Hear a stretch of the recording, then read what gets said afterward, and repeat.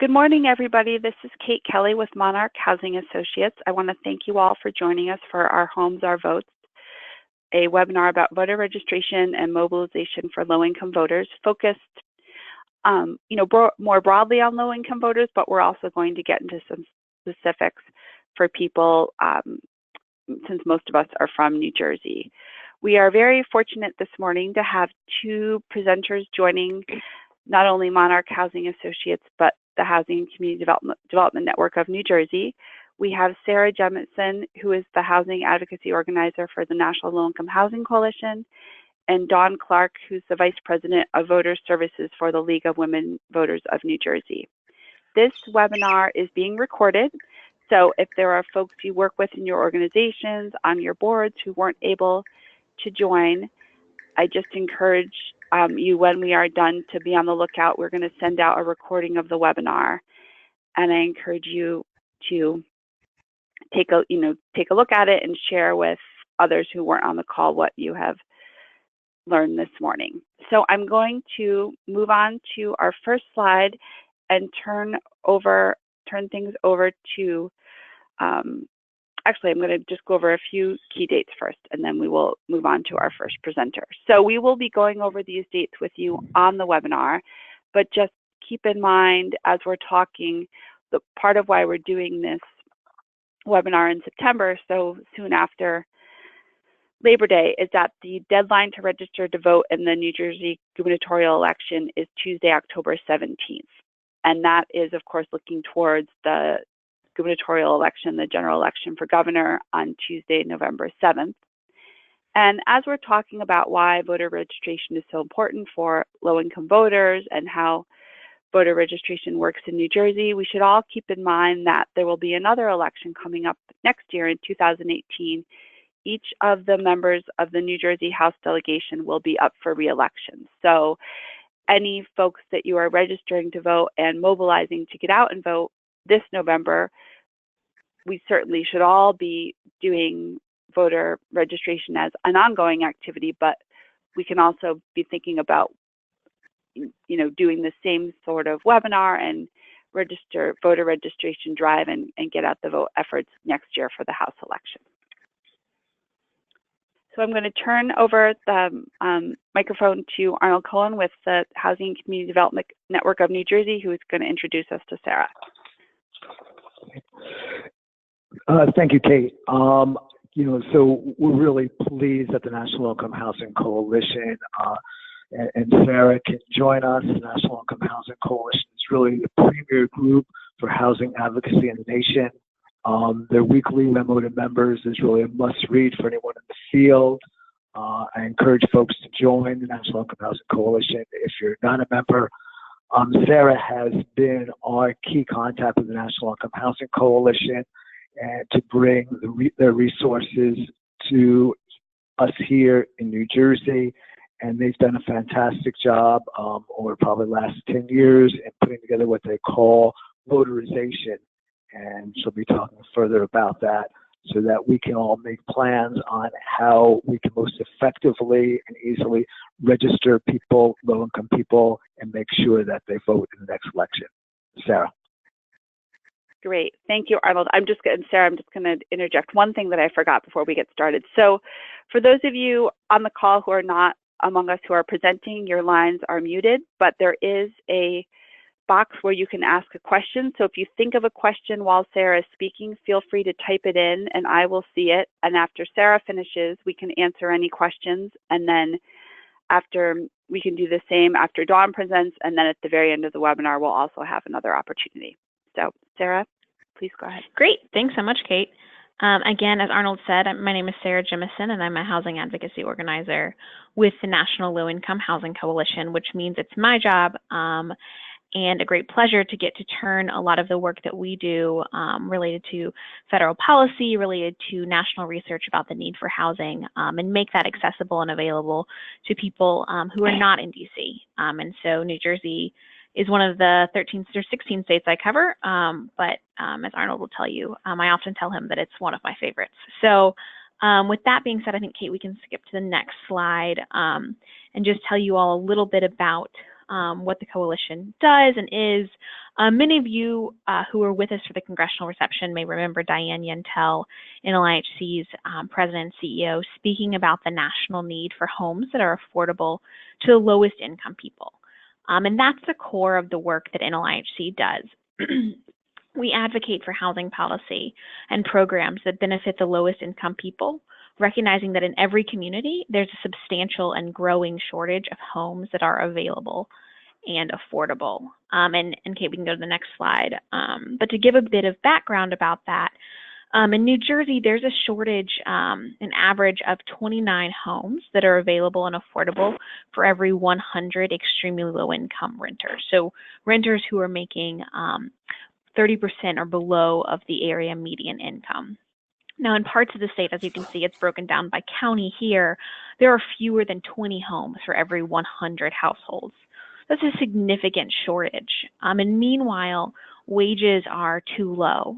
In New Jersey, to afford a 2-bedroom apartment that's simply decent, accessible, and safe, not anything fancy, but kind of has the bare minimum and is accessible for those with disabilities, a renter would need to earn $27.31 an hour. And that's obviously far above the state's minimum wage or the average renter wage. And these low wages combined with a shortage of homes constitute the affordable housing crisis that's certainly quite prevalent across New Jersey and also across the country. As I said earlier, there's actually no county in the country where someone earning minimum wage can afford a 2-bedroom apartment. So this is something that's widespread, though certainly quite severe in New Jersey, more severe than almost anywhere else in the country. So Kate, we can go ahead to the next slide, because there are programs that exist to an attempt to meet this need. Federal rental assistance is designed to supplement incomes in order that extremely low income and very low income households can afford decent and accessible homes. So there is this need, there's this gap, but rental assistance is designed to meet that gap. Unfortunately, federal funding for housing programs is sorely inadequate. So only one household out of every 4 that qualifies for assistance receives it. And the other 75% sit on waiting lists for a year. So here's a picture of people waiting for a housing authority that's just opening their waiting list. And that's what happens to 75% of people who qualify for housing assistance. Some would go on to never receive assistance after waiting on a waiting list for 10 or 15 years. Next slide. And these waiting lists and the 7 million renters who qualify for housing assistance but receive none are the result of the choices made by members of Congress to inadequately fund HUD and USDA rural development housing programs. And the way that works is each year the House and Senate each create spending bills during the appropriations process. That's an annual process where it's determined how much money is going to be put into across kind of all of the non-defense programs. First all programs, and then all the non-defense programs, and then broken down by each program. So Congress decides exactly how much each program will be getting. And every year, these spending bills fall far short of what HUD would need to meet the housing needs of the 11 million extremely low-income renters in the country. Next slide. Nationally, there's a housing shortage that we know is gaining attention. You'll see it now written up in newspapers in ways it hadn't been in previous years. Places that, it used to be, well, New York City has a housing crisis or San Francisco, but now we're hearing it from, Dayton, Ohio, really everywhere. Dayton tends to be my example of somewhere in the mid-America. But so it is great and gaining attention, and there are national leaders who are calling for reform and increased investment and development, as well as in programs like housing choice vouchers. So that begs the question, why then does this problem persist? And much of it comes down to what our national priorities are. And those national priorities, in turn, come from the priorities of voters. I found this quote by Thomas Jefferson and really appreciated its sentiment that we in America do not have a government by the majority. We have a government by the majority of those who participate. And that's really true. It's a question not of what do Americans want, but what do the much smaller fraction of Americans who actually vote want? And so that begs the question then, who is it that participates? Who is it that votes? Next slide. And as we look at that question, these are graphs of voter engagement by income level. And so the lighter blue is eligible voters with incomes above $100,000, and the dark blue is eligible voters with incomes below $20,000. And so overwhelmingly, lower income people are less involved in voting, both in registering to vote, which is on the left side, and in turning out to vote. It's about 26% of people with incomes below $20,000 who are turning out to vote. And these patterns also carry across when we examine voting among renters and homeowners. So we go to the next slide.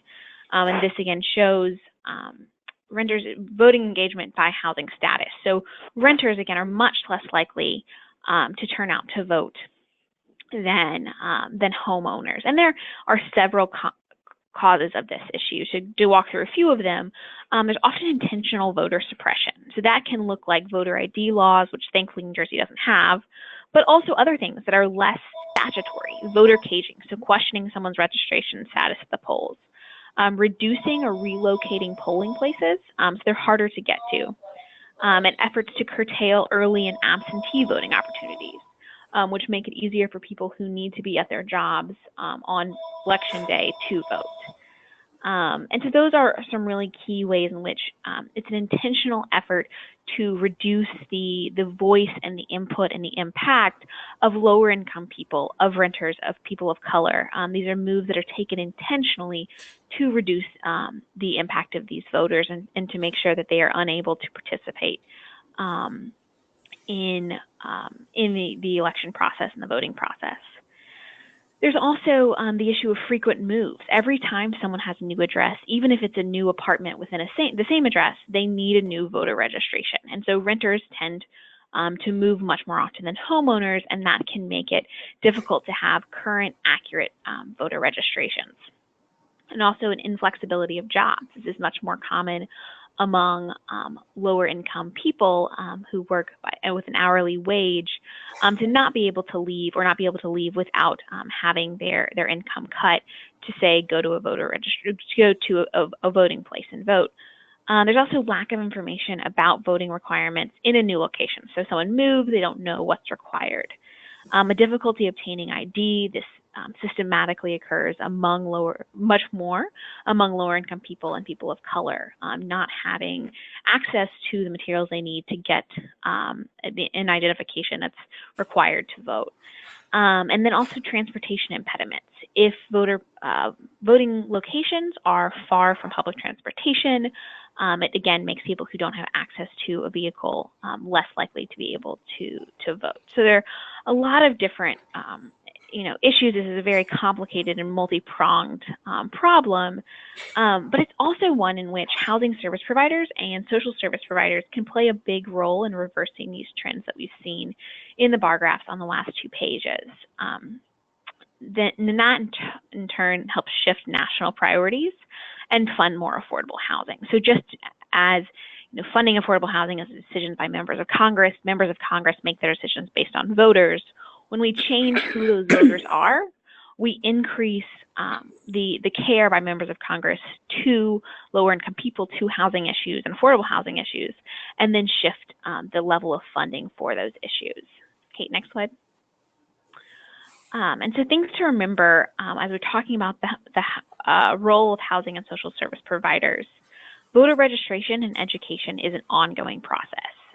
Social service providers and housing providers who work closely with low-income renters are in a perfect place to assist clients with voter registration and voter education, as well as voter mobilization down the line. And again, because housing providers are the ones involved often with a changing address, a new apartment, a new home, every change of address necessitates updated voter registration. Housing providers are in a great place to provide voter registration forms, change of address forms with new leases in the leasing office, in the management office, to make it really easy and accessible for someone looking to vote. And so that's a key way that the housing service providers can be involved to make sure that voter registration forms and updating address forms are available with leases, that social service providers keep these forms with all other intake materials, And they check in with clients as you're asking about several other issues. Are you registered to vote at your current address? Do you know what the upcoming deadlines are? Do you know when election day is and why this is important? So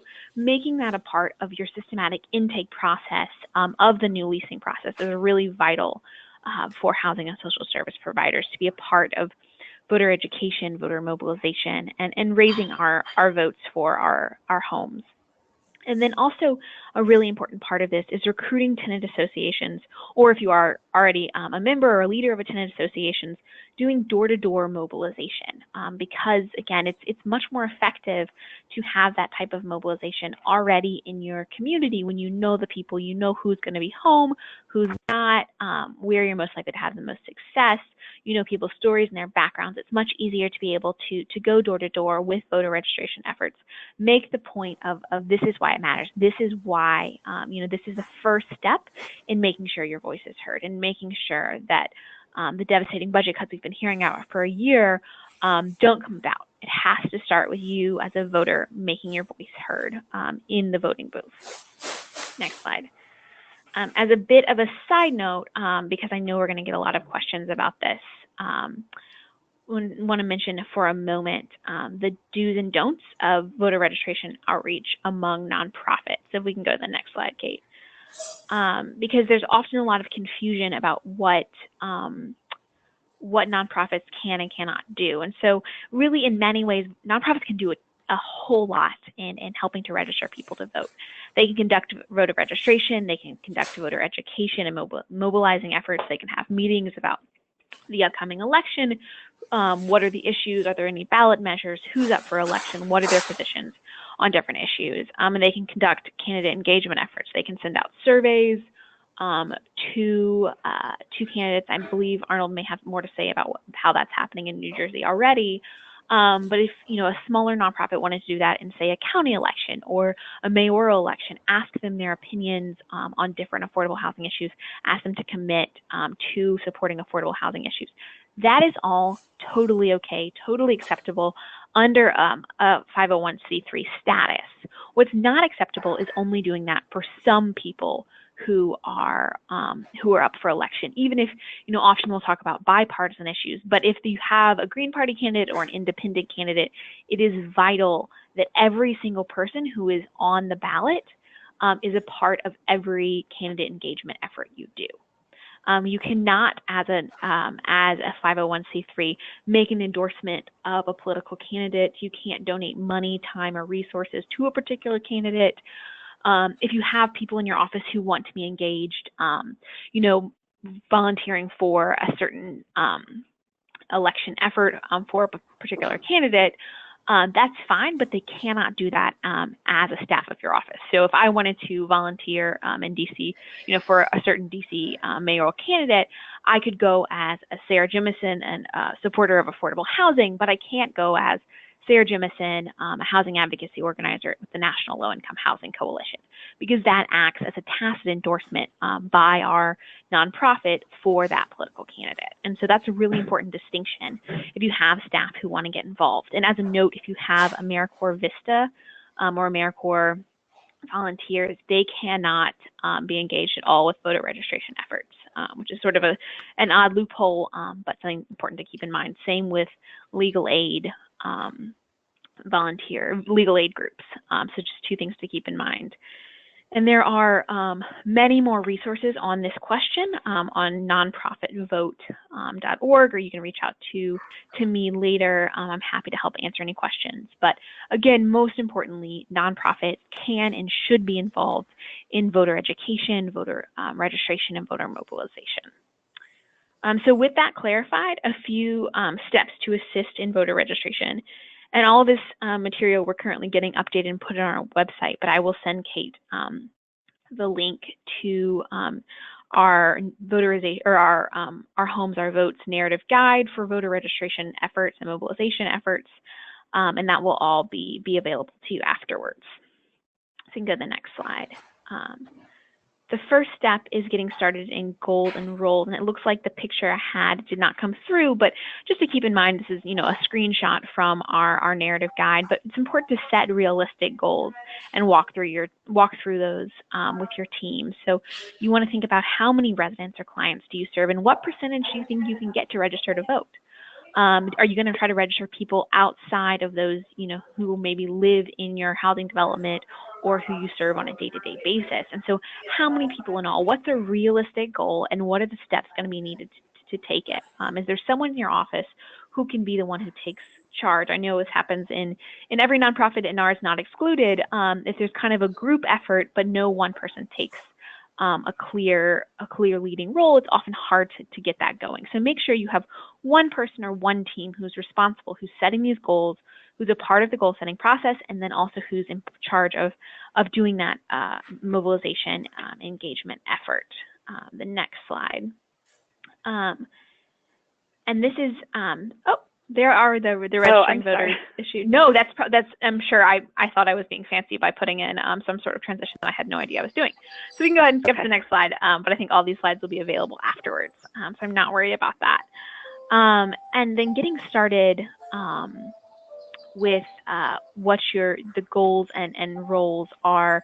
And the first step then is to know the law. And this is something I think the League can speak to more after my presentation is done. But as you're preparing to register voters, know what is required, what is the legal requirements. Sometimes you have to be registered with the Board of Elections if you're carrying out mobilization efforts. Do you need to be deputized to register people to vote? And you can also request the voter rolls for your locality. It may be a small charge, but you can go ahead and look at this and say, oh, you know, these clients who might think they're registered to vote are not, or these people who don't know they're registered to vote already are, and we just need to get it updated, or it's already set, so we can just walk in on the day of the election and carry that out. So really important to know, to work with your local Board of Elections, who often are very happy to be involved. They want to help people to vote, and so it's a great way to go ahead and build that relationship. Then the next slide, and then the next first step is certainly registering people to vote. So you've done this preemptive work, and now you're going to go about your registration, thinking about your registration checklist. How are you going to do this? Is it going to be one day you're going to, you know, engage in kind of active tabling? So you go at a resource fair in your county or your community, and you're walking around with a clipboard and registering people to vote. Or is it going to be something that you work into your day-to-day engagement? Now it's added to every intake form this happens, or you want to make sure you want to put up a sign, a poster in your main office in a waiting area. You want to go door to door, figure out what works best for your staff, what is their capacity for, and what will be most effective, both in doing a big push prior to the I believe it's October deadline, though Kate can correct me, for registering people in advance of the gubernatorial election, but also looking towards 2018, which is going to be a huge election year. Making sure that everyone you come in contact with on behalf of your organization or your tenant association between now and then is registering people to vote. That is so key. You're going to have a really strong voting base. And then, but also being sure when you do that, we can go to the next slide, that you're keeping records of the people who are voting. So it's great to register 300 people to vote, but if you have no way of contacting them and following up with them and reminding them they registered to vote and reminding them of when election day is, it's really not super effective. And so what you can do instead is keep strong records of their name, their address, so you have, you know, who is going to be on their ballot, their phone number, their email address. So then in advance, you know, you have, after registering, this really strong list and one that you keep updated. Then when it comes around to election day, you have that material in the week and 2 weeks prior. You have that material to be able to communicate with those you have registered. So again, voter registration is a first and really important step, but the other two important steps are also equally vital. So you've got voter education, making sure people know what they're voting for, who they're voting for, where these people stand on issues that are important to them, and then also voter mobilization, making sure, as you remember from those graphs at the beginning, there was a significant difference among all income groups, people who register to vote and turn out to vote. And so making sure, particularly in kind of the off year, so non-presidential election years, that you still have a strong voter turnout. And that is a big part of that effort is keeping your records, keeping your lists clean and strong. So we can go ahead to the next slide. So just some key points. So as I said, get to know your election officials, see if they learn information, see if they have extra materials. If you need training for voter registration, making sure you have a strong relationship with them and you know what's going on and they're going to contact you and you contact them is really key. And then also build a coalition. So seek help and collaboration from a state or local partner, as you are from the Housing Community Development Network and Monarch, who are already great, strong partners and can provide you more information.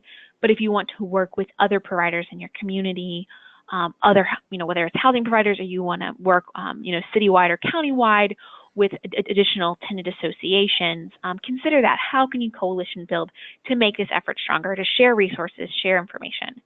And then, of course, National Voter Registration Day is September 20. Oh, excuse me, that's the last year's date. I'm so sorry. But there is Voter Registration Day is coming up very soon, and so being a part of this national effort is key in getting that movement across. So whether that's on your Facebook page or you put up a sign, whatever you do, being a part of this larger movement and this larger coalition is really important. And so we can go ahead to the next slide. And again, a few more tips. It's never too early to start planning. It's great to be doing this for this year's election. That's awesome. And go ahead and catapult off of this year's election for those people you register now to go ahead and start planning. How can you use all of 2018 and as well as November, December of 2017 to prepare for the 2018 election? In some ways, because New Jersey and Virginia are the only two states with gubernatorial elections this year, we're hoping that y'all are in some ways examples for the rest of the country of how to make sure that for all people, particularly low-income renters, are registered to vote. So what are the efforts that are really important and successful that you can be carrying out year-long to prepare, again, this year and also for next year? And then recruit volunteers and staff.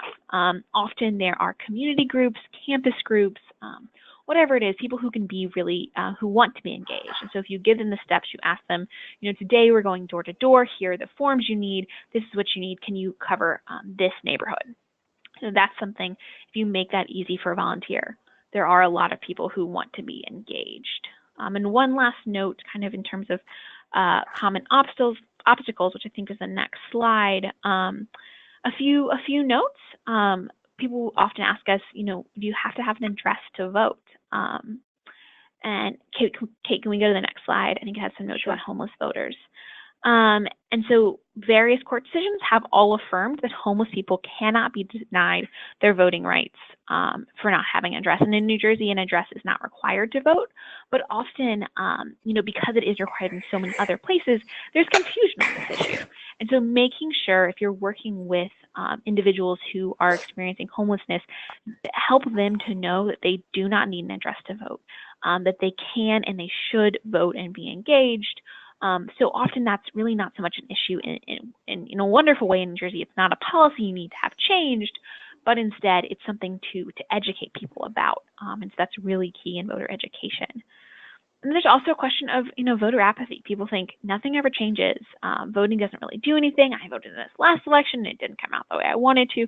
Whatever it is, make it clear, the issue that you really care about is affordable housing. Well, these members of Congress determine how funding for affordable housing comes out, and you get to determine whether or not they are in office. So make those points really clear, whether it's affordable housing or Medicare, Medicaid, whatever kind of issue is particularly important to that person. Make sure you're able to connect your vote to the person, member of Congress, to the policy, to the outcome that affects you.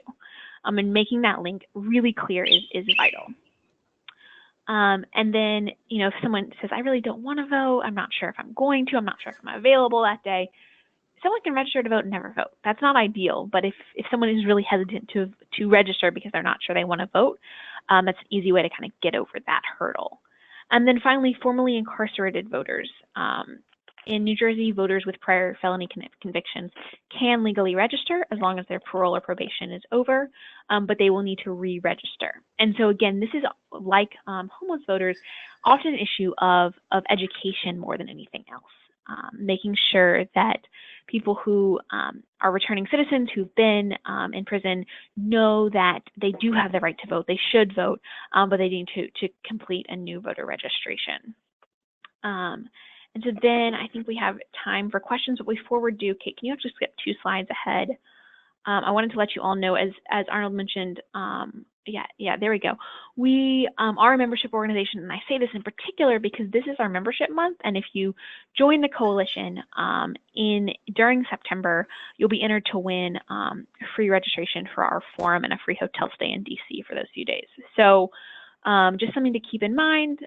Feel free to contact me, or I'm sure Kate or Arnold would be happy to provide you more information, because if they recruit you, then they also get entered to win. So it's a win-win all around. But with that said, because I didn't want to forget, I'd love to answer any questions you might have, or clarification, or at least try to. And if I don't have an answer, I'm happy to try to get one for you. Kate, were there any questions that came in?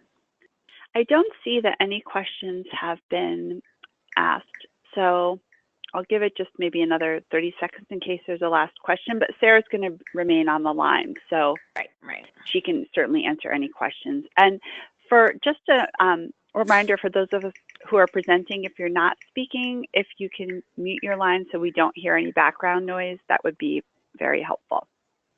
So thank you, Sarah, so much for giving us this great background. I think a lot of the points you emphasized are ones that we can all use as we're encouraging people to vote, and just making great connections about why it's so important for low-income renters to be registered to vote. Oh, I see that we just got one question.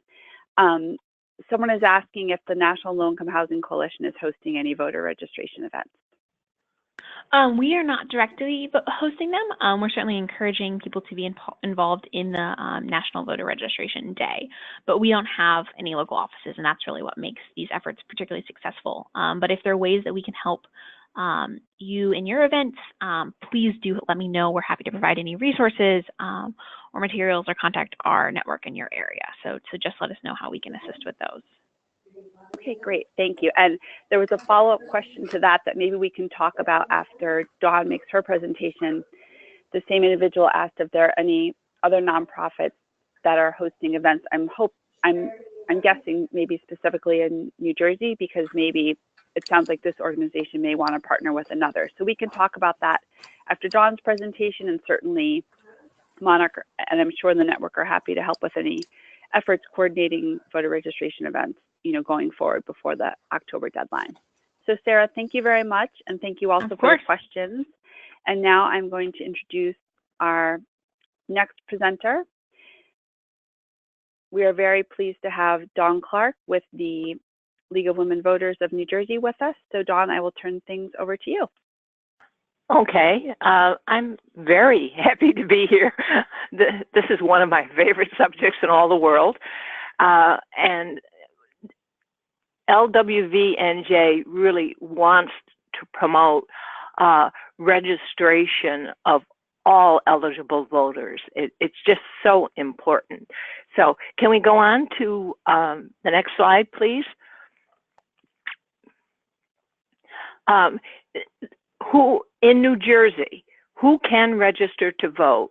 We've had some changes recently that are really good. They're promoting registration, and one of them is that last year they changed the legislation and the rules so that 17-year-olds can register to vote, and then they just wait until they reach the age of 18.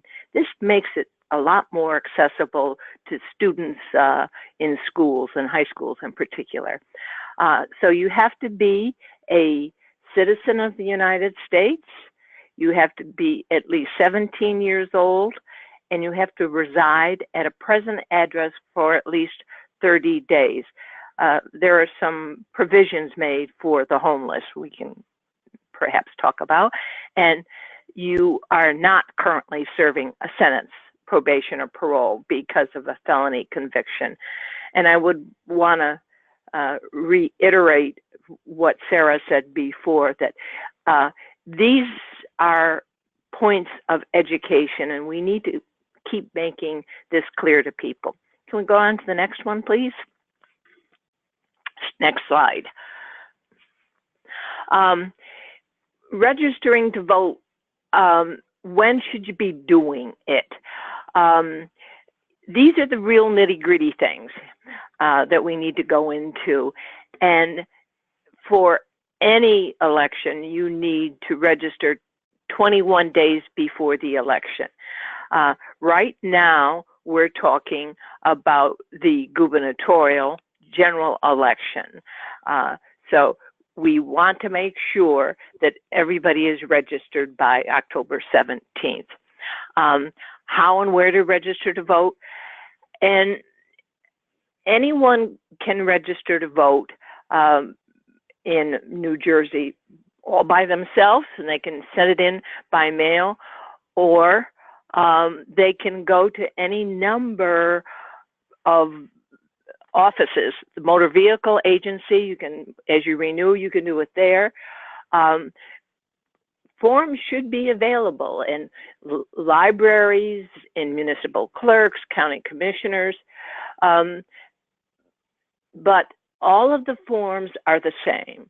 And what I really want to point out is that your best source of registering voters is one by one, with that every single person who interacts with low-income housing tenants, groups, social service agencies, if you all have the registration forms and vote by mail forms, all of those available at all times, you may register voters. One of the things in the past has been that you had to be a certified designated registrar. That is no longer true in New Jersey. Anyone can facilitate registering of voters, and that means just having the forms available. There's no need for you to check on the people's qualifications or criteria as it was in the past. So you just need to be up to date on what the current rules are for registering voters. And that's very important. We want to be able to familiarize people working with others on what the rules are, but it's not that hard. We just have to keep up on it. I would like to bring to your attention that you can go to the League of Women Voters website, but the best place to go is to the New Jersey State Division of Elections website, and that's www.elections.nj.gov, because the things that you find on that website are extremely important for keeping up to date and informed. There are all of the background information about who can vote, how often, specialized voting requirements for overseas service people, etc. The forms are available. I would like to point out that the forms in New Jersey, the registration form, I wish I had one to show you, but they're not complicated. What they really are is exactly the same form, whether it's in English, Spanish, and there are several other languages that are available. The translations are exact translations of the English, but the only thing different is that there are registration addresses by county on the reverse of each of the registration forms. And those forms then can be just completed, folded, and then sent into the county. However, if you are registering voters in a place where many different counties might be included, then you would want to use the statewide voter registration form, and that one goes to the Division of Elections in Trenton. It's the same form, just sent to the state instead of the county. The state does all of the verifying of the status of each of the voters. That is verifying that they, in fact, are a citizen.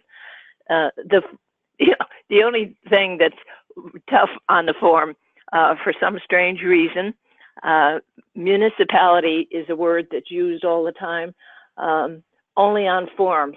And we often have to tell people that municipality means the city or the town that you live in. And that's the only thing that seems to be a glitch.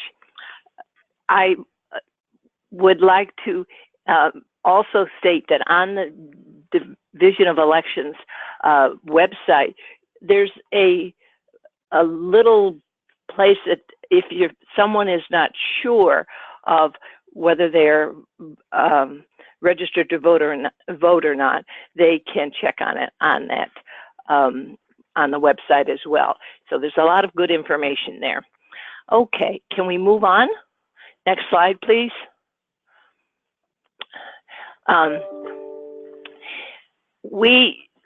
It's important, and Sarah mentioned it a couple of times, that you should always be saying when you're either working with people or however you are engaged with them, are you registered to vote at your current address? Have you moved? Because that's one of the biggest obstacles to voting, is that people don't recognize that they have to re-register every time they move down the hallway, or if they moved across town or to another city.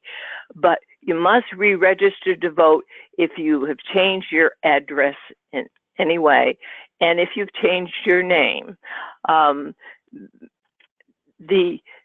If you've changed your name, if you have married or otherwise, you're entitled to vote only in the next election by signing your registration sheet at the polls with both your previous and new name. But after that, you must re-register. And when you move or change your name, you already fill out a lot of forms alerting all of the agencies.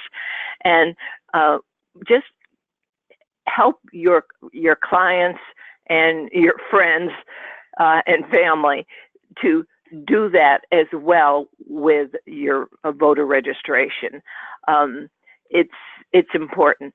The other time you must re-register is an important information education, because it's not always readily conveyed to people who need it, is that when someone has completed their term of parole or probation, they must re-register. They should re-register. Some states they are not allowed to, but in New Jersey they are, and they are encouraged to be re-entering, and they're re-entering their citizenship, and they're the people who really do often need to vote. Next slide, please, Sarah. I mean, Kate. We've discussed that our election date is Tuesday, November 7th, and our registration deadline is October 17th. And so you really do want to make every effort to get the as many registrations in as you can by then. I would say the National Voter Registration Day is Tuesday, September 26th in 2017. And in fact, there are a lot of local leagues in New Jersey who are registering voters on that day. The libraries have been very involved in New Jersey in promoting National Voter Registration Day. And I know of a lot of registration efforts that are going to be held in libraries on the 26th. Next slide.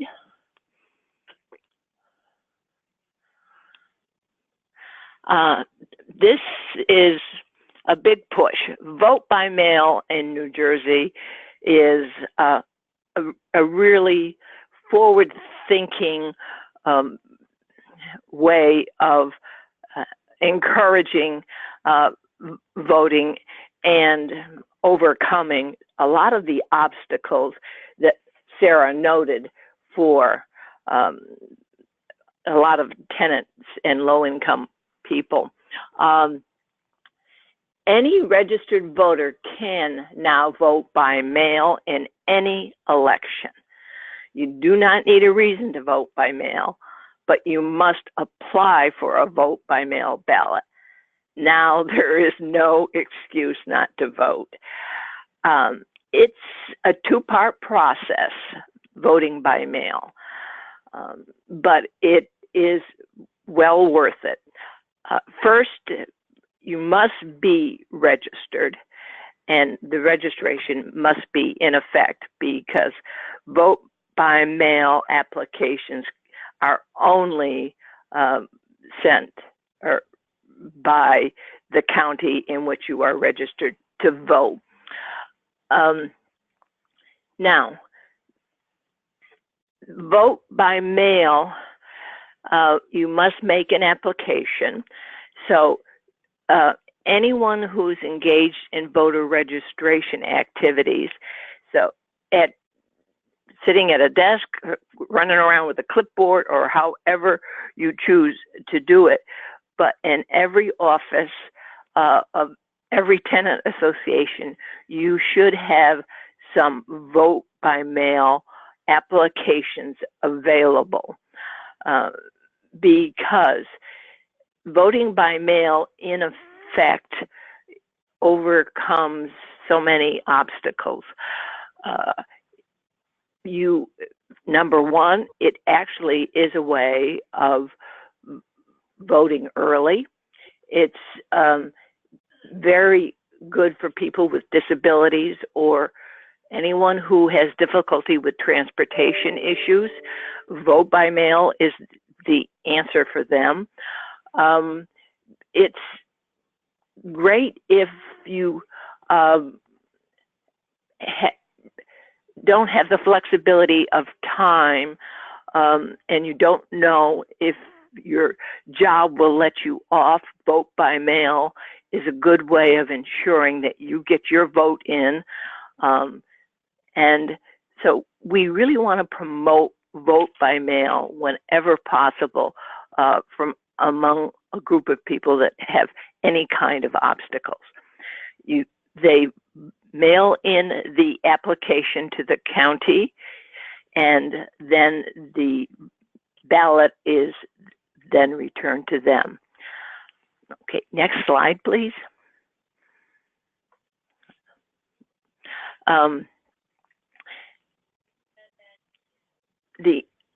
Technically, the mailed application to receive your vote by mail ballot must be received by the county clerk at least 7 days prior to the election.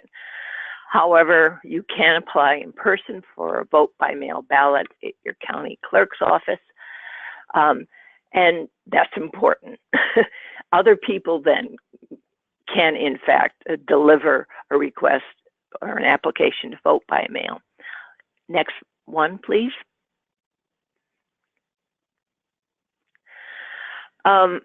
This is a technical question on vote by mail. What it gets down to is that when you fill out the application, and if you do it at this time of the year, you make a request either to receive your ballots for the remainder of the calendar of the year, so it's only one. The second option is that in all future November general elections, you will get a mail-in ballot. And that may be an option that people want. Next slide, please. Party affiliation is not required in New Jersey, but it is on the registration form. And at this time of year for a general election, it's not a big deal because you can put in a party affiliation or not, but it doesn't matter. The only time it matters is prior to the primary election. And in a primary, you may vote for only one party's candidate. So if you go to a primary, you have to determine whether you want to vote in the Democratic election or the Republican election. You have to be a declared member of the party. If you go to in a primary in June, if you do in fact go and vote and you declare for one party or the other, then you will be continued on that party. Next slide, please.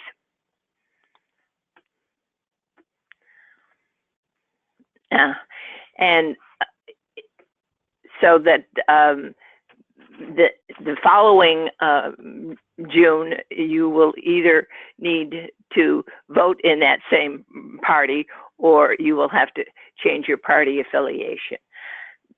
This does not affect voting in general elections at all. It is only in place for the primary. Next slide.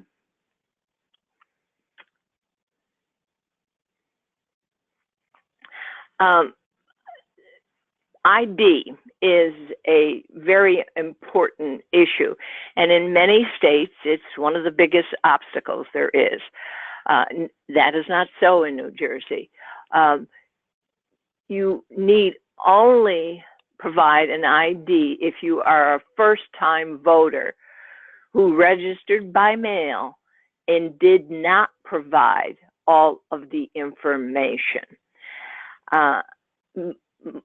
Most of the time, you will have provided all of the information. I would suggest that people do bring their ID to the polls when they go, just to make sure, but you don't have to have it. Oh, good grief. My computer just decided to go off.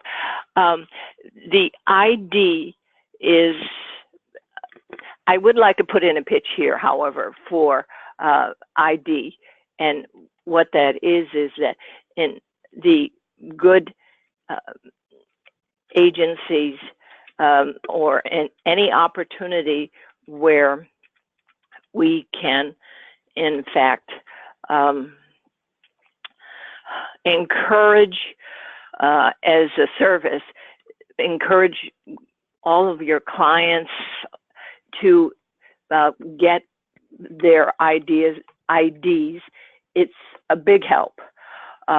You probably do this anyway, but church groups, social service agencies, everyone should be encouraging the people with whom we work to have photo IDs available for them, because it does facilitate so much, and we should promote it from that point of view. That's my pitch for that. Next slide, please.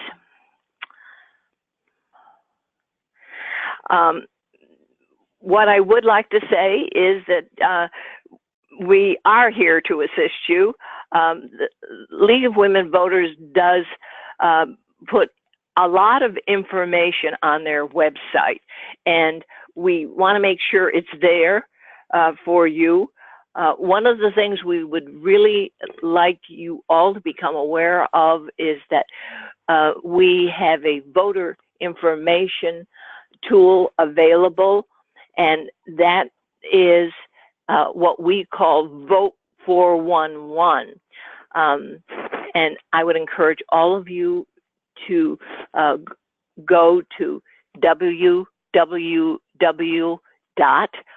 all capital letters, vote411.org, and you will get information on candidates, their response to questions posed by the League, and it will be very helpful to educate you as to the issues that the candidates are concerned with. And that's available to all people at all levels throughout the nation and New Jersey and local counties. Let's see, that next slide, please, and that's just about it. Okay, great. Thank you. Do you have any closing remarks, Dawn, or?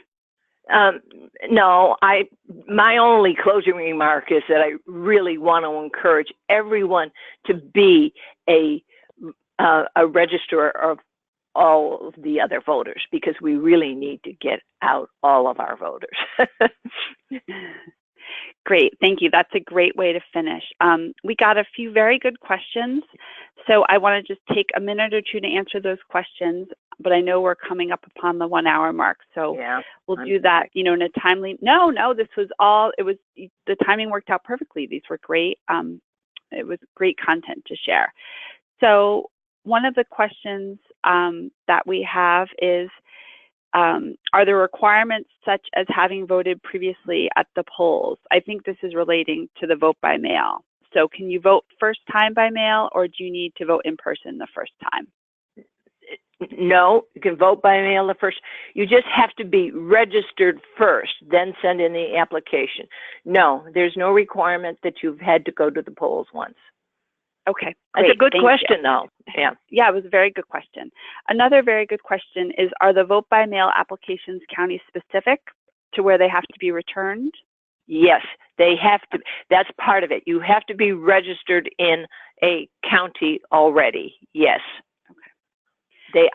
They are county specific. Okay, great. Another question is there a statewide voter registration form available online, or are there just the county by county registration forms online? There is a statewide registration form online and in several languages. Okay, great. We will send out, when we send out the recording of this webinar, I will send a link to that statewide voter registration form in the link so that folks can get that. Yeah, and it's a long list, and you have to go down by county, and then at the very bottom, it's the statewide form. Okay, great. It's just all the same form. It's the only thing that's different is the reverse side is a different address. Okay, great.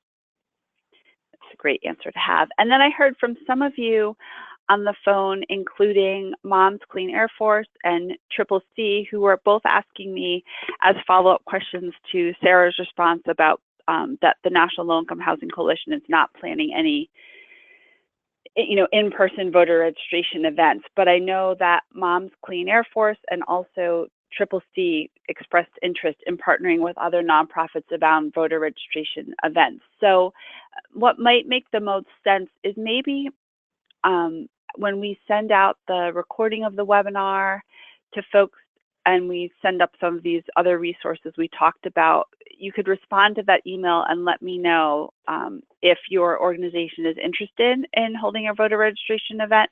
We can make sure we connect you with any resources that are available to do that. And if there are some organizations that are geographically close to each other, maybe we can help kind of partner people up together to hold events, because I think I don't think we should lose sight of the fact that voter registration can be ongoing, as we talked about on this webinar, with any work that you're doing with clients, with low-income tenants, but any meetings or other events going on, and thinking about what monthly meetings might be happening this month or in October before the deadline, or any bigger events your agency is having, and making voter registration part of that. But we certainly can do what we can to help folks connect to hold actual events. So I want to just take a minute and thank both Sarah and Dawn for joining us and giving such great information, being such great presenters. And thank you to all of us who were listening in and asking great questions. And as I said a few times, we'll get a recording of this webinar out with you to share with your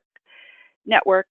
And we're here if you need anything in your voter registration or mobilization, voter mobilization, get out the vote efforts as we get closer to the registration deadline and then towards the election. Thank you, everybody, and enjoy the rest of your day.